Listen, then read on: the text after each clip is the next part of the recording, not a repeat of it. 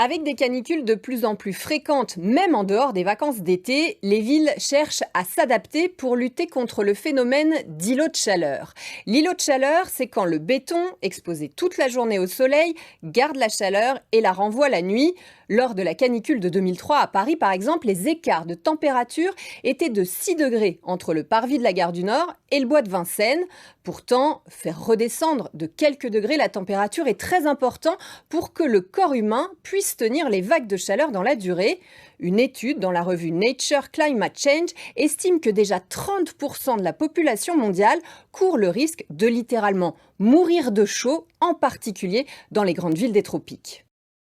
Les solutions peuvent être individuelles en s'équipant de climatiseurs, mais on renvoie l'air chaud à l'extérieur dans les rues des villes et avec le risque de fuite de gaz à effet de serre. Cela fait aussi grimper la facture énergétique mondiale de 25%.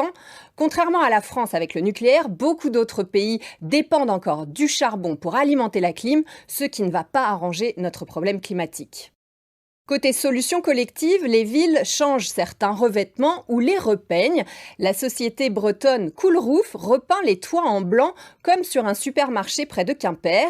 Le concept a été mis en place déjà dans certaines rues de Los Angeles ou sur les toits de New York. Selon l'ADEME, un toit en bitume noir au soleil peut grimper jusqu'à 80 degrés. Peint en blanc, cela redescend à 45 degrés et si on le végétalise, alors on peut atteindre 29 degrés. Les arbres font de l'ombre et ils transpirent aussi, ce qui humidifie l'air.